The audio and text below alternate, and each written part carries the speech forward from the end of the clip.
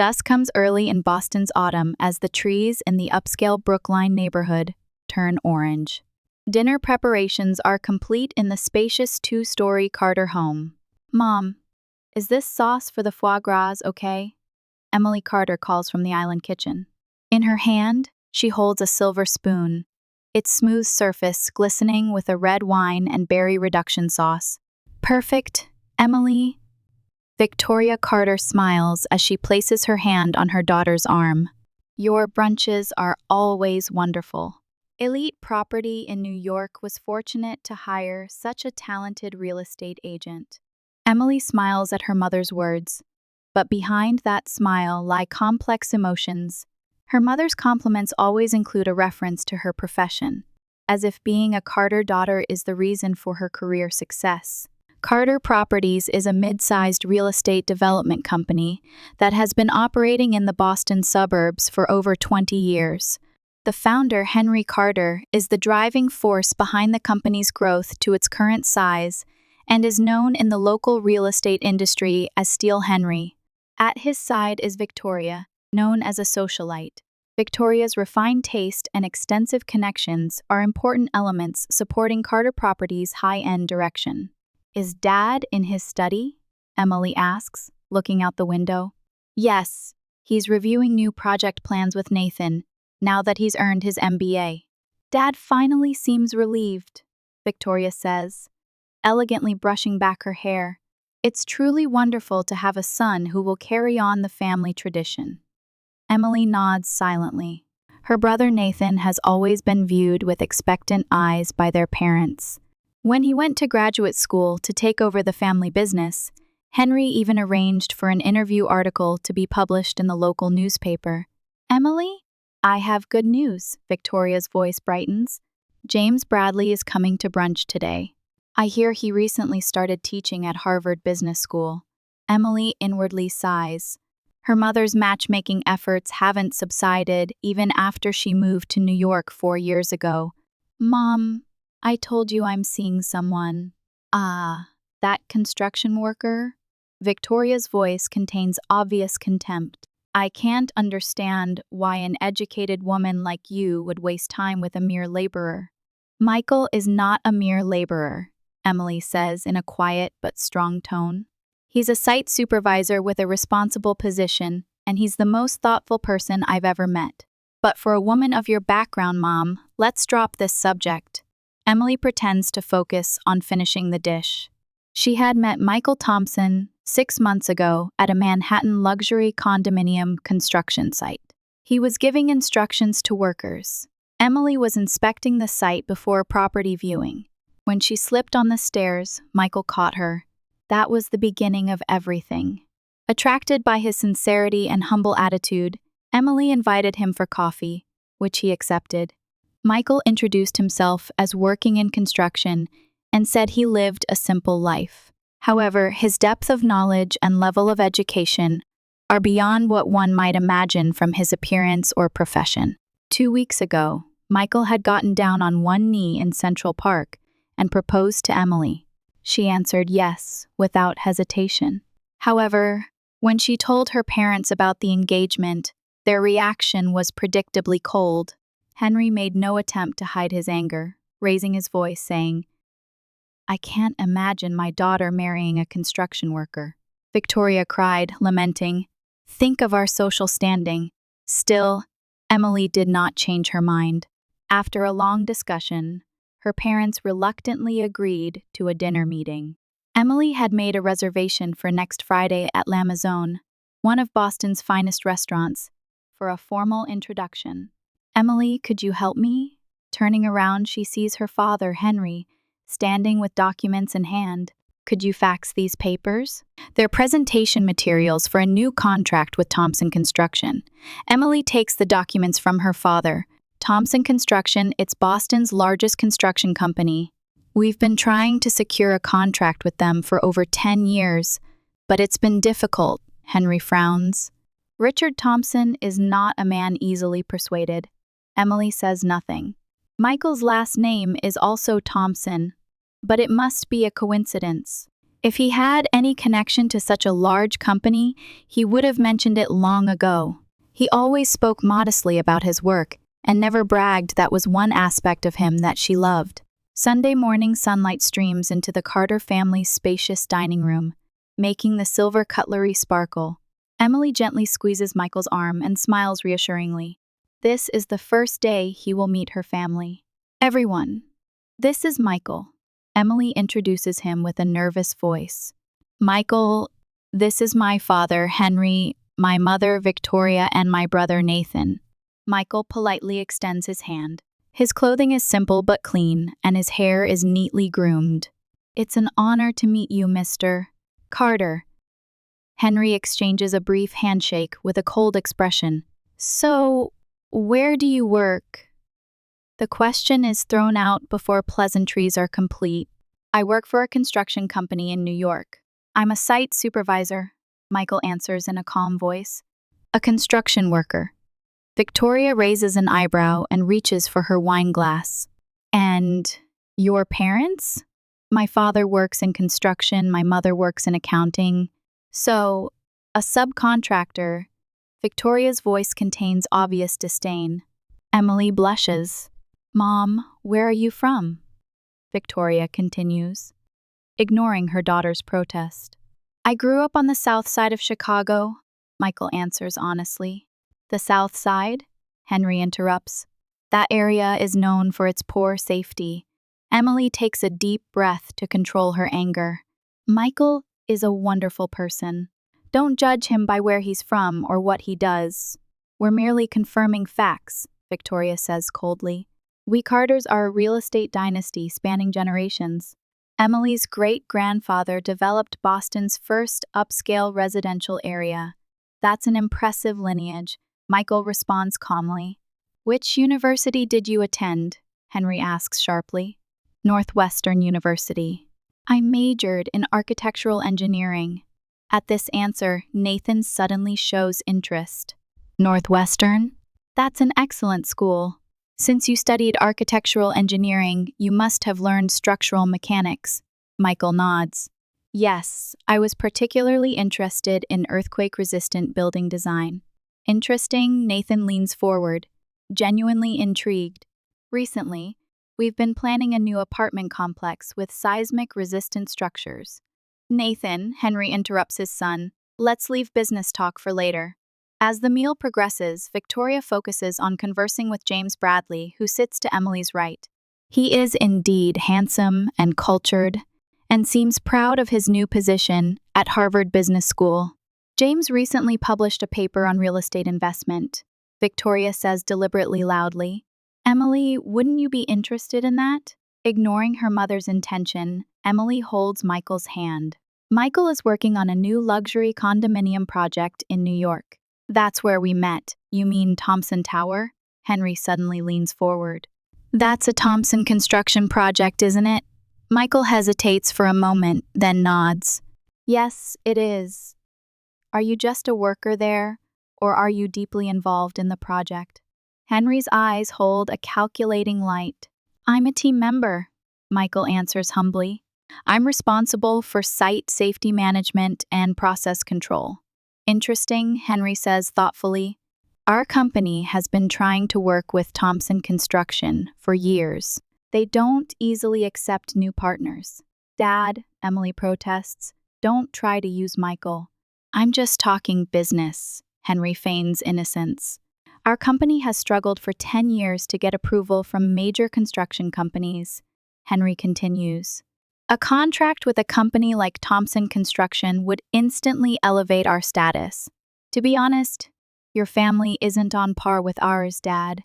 Emily raises her voice. Michael calmly puts down his cup and looks Henry in the eye. Mr. Carter, I believe a person's worth isn't measured by titles or property. I love Emily with all my heart. Her happiness is my priority. Idealistic, Henry dismisses him. Look at reality. The world isn't that kind. Then let's look at reality, Michael says quietly.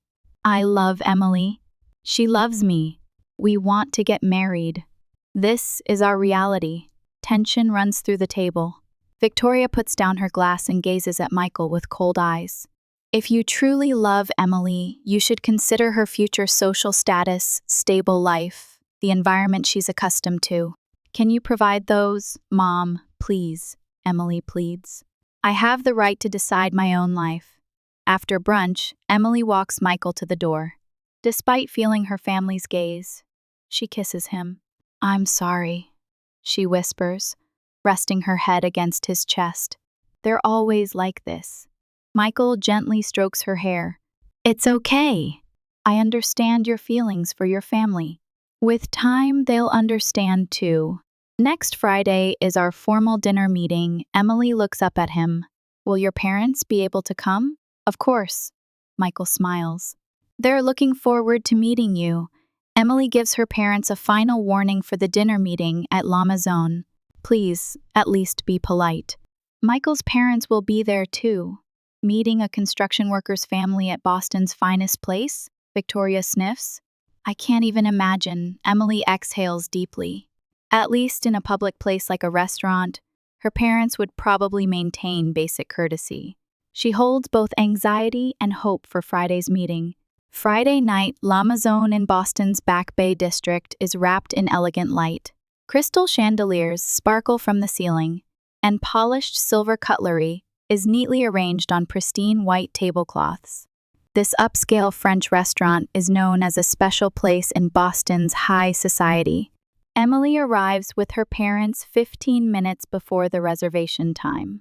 Her emerald green dress accentuates her tense expression. Please, just don't say anything rude today, she pleads quietly to her parents. What would we say? Victoria answers while adjusting her expensive pearl necklace. We'll just state facts. Emily is about to argue when Michael and his parents appear. Michael is dressed in a navy suit and looks a bit more nervous than usual. Next to him stands an older man with dignified features and an elegant woman. Michael approaches and kisses her. These are my parents, Richard and Eleanor. Richard stands tall with a dignified demeanor. His clothes are modest but clearly well-tailored. Eleanor is dressed with understated elegance and wears a warm smile. Emily, we finally meet. Eleanor takes both her hands.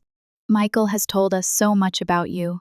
I'm delighted to meet you too, Emily replies sincerely. These are my parents, Henry and Victoria Carter. Henry makes a short bow with a disgruntled expression. Victoria displays a perfunctory smile and says coldly, Good evening. Her eyes survey the Thompson couple's attire appraisingly. I'll show you to your table. A waiter appears and leads them to a 6-person table by the window. When taking seats, Henry deliberately chooses the position furthest from Richard. Emily and Michael sit facing each other, with their respective parents beside them. I'll bring the wine list, the waiter says. Bring us the finest champagne, Henry commands. Tonight is a special night. Conversation is awkward at first. Victoria begins with talk of weather, which Eleanor politely responds to. Richard observes silently, occasionally nodding. The champagne arrives. Dom Perignon, 1985. The waiter proudly shows the bottle. An excellent choice. After the glasses are filled, Henry proposes, Let's toast to our children's relationship. He emphasizes the word relationship. Everyone raises their glasses. Next, the waiter comes to take their food order. Today's course starts with foie gras tranche, followed by lobster bisque, with Chateaubriand as the main, he explains. Excellent, Henry says. That will be for the 4 of us. Excuse me? Emily is confused. 4, Henry laughs coldly. Yes, just us Carters. Dad, Emily exclaims. What about Michael's parents? The waiter looks perplexed. According to Mr. Carter's instructions, meals are only for half the table. That's ridiculous, Emily says, blushing. Please prepare the course for everyone. No, that's fine, Henry raises his hand. Follow my instructions. What do you mean? Emily's voice trembles with anger. Victoria elegantly shrugs. Construction workers from the slums, they don't need food, do they? Mother, Henry joins in. Our standings are different. We have different social positions. Emily is about to stand up in anger, but Michael gently takes her hand and stops her. His expression is calm, but determination shows in his eyes. Emily, it's all right, he says quietly. Eleanor Thompson, who has been silently observing until now, smiles gently for the first time. You don't know our real jobs, do you? Those soft-spoken words change the atmosphere at the table. Victoria, still sneering, says, Oh, your jobs? What does a construction worker's wife do? Make lunchboxes for construction sites? Eleanor says nothing but opens her elegant handbag and takes out a gold card. She slides it across the table, where it stops in front of Henry. The card reads, Thompson International Construction, and underneath, owner.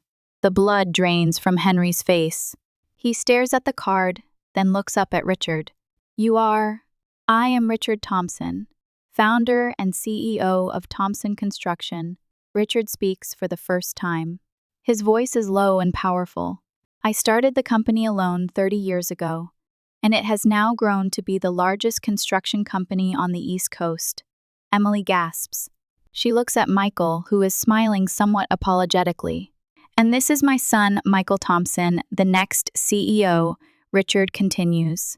He was working under an assumed name to gain field experience, which we consider essential for anyone in a leadership position at our company. Our company policy is that those who will lead should know the realities of the field. The entire restaurant seems to fall silent. Victoria is frozen with her wine glass in hand. Henry's face has turned pale with sweat beading on his forehead. Thompson Construction, Henry repeats. Our company has been trying for over 10 years to secure a contract with you. Yes, I know, Richard says calmly. I've seen proposals from Carter Properties several times. Unfortunately, they haven't met our standards so far. Michael holds Emily's hand and says gently, Emily, I'm sorry I lied to you, but I wanted you to get to know the real me, not for my title or wealth. Emily stares at him with a confused expression. Various emotions are crossing her mind, a sense of betrayal, yet understanding his intentions, and anger at her parents' shameful behavior. Eleanor gracefully stands up. Let's have dinner somewhere more comfortable. Emily, please join us if you'd like. But Emily looks at her parents. Michael. He looks into her eyes with a serious expression. I'll respect whatever you choose, but this is who I really am. I want you to understand that the attitude your parents have shown is incompatible with our family's values. Richard gives Henry a short nod. Mr. Carter, we'll discuss business another time. Tonight is for family. Henry and Victoria just sit there, stunned. The founder and son of the major corporation they had tried to build a relationship with for over 10 years are their daughter's fiancé and his family. Their rude behavior had been intended to insult a mere construction worker, but in reality, they had insulted powerful business people who could impact their future. Emily stands up and takes Michael's hand. Michael, we need to talk. He nods. Of course. She gives her parents a cold look. We'll talk later. Emily, Michael, and the Thompson couple leave the restaurant. The autumn night breeze swirls around them as Emily tries to organize her thoughts. Eleanor thoughtfully goes ahead with her husband, giving the couple time to talk. I'm sorry, Michael says quietly. I didn't expect you to learn the truth this way. Emily stops and looks him in the eyes. Why weren't you honest from the beginning? Her voice reveals confusion more than anger. Michael exhales deeply. To be honest, at first it was just coincidence. I was working under an assumed name to gain field experience before taking over the company. When I met you, I was planning to tell you that I was the heir to Thompson Construction, but you didn't. No, he admits you treated me normally even though you thought I was just a construction worker. At that moment, I thought, if I want you to know the real me, I want you to see me as a person, not for my title or wealth. They begin walking around the common garden. The night park is wrapped in quietness, and streetlights cast long shadows of the two. All my life, I've been the Thompson son, Michael continues. In college, in business, even on dates, women were attracted to my wealth and status, not to me. But you were different. You saw me for who I am. Emily listens silently. There is truth in his words, yet she also feels betrayed. Emily, meeting you changed my life. Michael takes her hand. If you can accept who I really am, I promise no more secrets from now on. I need time to think, Emily says quietly. My feelings for you haven't changed, but I need to process everything that happened today. I understand. Michael gently squeezes her hand. At that moment, Michael's smartphone rings. He looks at the screen and frowns. It's from my father. After answering, his expression gradually hardens. I see. Right. After a short conversation, he hangs up. What is it? Emily asks. It's about your family. Michael chooses his words carefully. My father wants to talk. He's heard business rumors. What rumors? That your family's company, Carter Properties, has been exploring unethical means to obtain Thompson contracts for the past several years. Emily turns pale. What? Corporate espionage, interfering with competitors, and possibly even bribes, Michael says gravely. My father doesn't have definitive proof, but he's heard the same story from multiple sources. But that's... Emily struggles for words. She had been proud of her father's work since childhood. However, thinking back on her father's recent behavior, she does have questions about his ethics. I can't believe it, she murmurs. If it's true, I'm not blaming you, Michael quickly says. This has nothing to do with you. I just want you to understand the situation. They arrive at the hotel and meet the Thompson couple in the lobby. Eleanor immediately notices from Emily's expression that she is upset. Are you okay? She asks gently. Emily smiles weakly. Just a bit confused. Richard Thompson says quietly, Emily, there's something I want to tell you about the relationship between our company and your family's company. The four of them sit in the hotel lounge. Richard explains, the facts matter of factly. For the past 10 years, Carter Properties has taken various measures to obtain subcontracting work with Thompson Construction. Initially, they were legitimate business approaches, but over time, their methods gradually entered gray areas. Henry even tried to steal our internal information, Richard says quietly. He hired our former employees and induced them to leak confidential information. Emily feels an urge to cover her face. Fear wells up that her entire life might have been built on lies, the family business she had been proud of, her own career. Everything feels questionable. I didn't know anything, she says with a trembling voice. Of course, Richard says gently. We're not blaming you. We just want you to understand the situation. But why now? Emily asks in confusion. Why didn't you say anything when Michael started dating me? At first, we weren't sure if your relationship with Michael was genuine, Eleanor answers. And when Michael said he wanted to show you his true self, we respected his decision. That led to that scene tonight. Emily begins to understand. Michael holds her hand. I'm sorry I lied to you, but my feelings were real. They still are. After a long silence, Emily steels her resolve. I need to talk to my parents. I feel like I saw who they really are for the first time tonight. Are you thinking of revenge? Michael tries to read her expression. No. Emily slowly shakes her head. Not revenge, justice. When I think about what values I was taught in the home I grew up in, she breaks off. I need to show my parents the truth, what they've done, and how wrong it was. Let's go together, Michael suggests. I won't leave you alone. Emily finally smiles genuinely. Thank you. Let's make a plan to confront my parents. They talk until late at night, considering how to proceed. By morning, Emily has recovered from her confusion and embraced a new determination. She loves Michael, and now, even knowing his background, those feelings haven't changed. But she also understands that she needs to confront her parents with the truth. A week later, Emily and Michael visit the Carter home. Henry and Victoria greet the two at the doorstep. Their expressions are hard, their eyes downcast. Inside the house, Henry, once dignified, now has slumped shoulders. and Victoria's usual haughty attitude has subsided.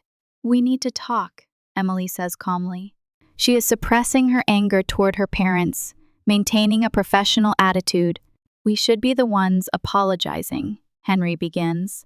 His voice is weak, his usual dignity gone. "That night, we behaved shamefully." "It's not just that behavior," Emily says firmly. "Corporate espionage against Thompson Construction, inducing information leaks, and sabotaging competitors. I know everything." The blood drains from Henry's face. Victoria lets out a small cry. They try to make excuses but lose their words before Emily's cold gaze. "We were facing bankruptcy," Henry finally says weakly. "We needed that contract with Thompson." "That's still no reason to break the law," Michael says quietly. Silence dominates the room. Eventually, Michael begins to speak. "I have a proposal," he says with a serious expression. "Integrate Carter Properties as Thompson's real estate division." Henry and Victoria look surprised. "But there are conditions," Michael continues. "Thorough business ethics and participation in social contribution projects." "And I have a condition too," Emily adds. "My parents must volunteer for the new low-income housing project. I want them to learn true value there." Henry and Victoria initially show resistance but realize they have no choice. It is either the company's survival or criminal charges. "Why are you helping us?" Victoria asks curiously. "After what we did?" "Because Emily is important to me," Michael answers gently, "and because I believe true value lies not in looking down on others but in helping each other." 1 year later, Emily and Michael's wedding takes place. Relatives and friends from both families gather at the venue to celebrate the birth of a new bond. Henry and Victoria have lost their previous arrogant attitude and instead acquired a new humility. Their experience with the low-income housing project has changed them. Under their formal attire, their hands now bear proud marks of labor. Victoria leans close to Emily and whispers, "We were wrong. A person's worth isn't in titles or property." Emily gently embraces her mother. "I'm glad you realize that." Carter Properties has become a division of Thompson Construction, and Emily leads ethical development projects as the head of the real estate division. Michael has begun his role as CEO as promised. "Our story is full of lessons," Emily says to Michael, raising her glass. "That honesty and compassion are the most valuable things." From the living room of their new home, they can see the Boston skyline, and in the distance, they can also see the construction site of the low-income housing project they are jointly undertaking. The Carter couple have become actively involved in community service and have begun to earn respect from the community in the true sense, not just for show, as before. True value lies not in titles or wealth, but in honesty and compassion for others. That would be the lesson Emily and Michael would pass on to their children.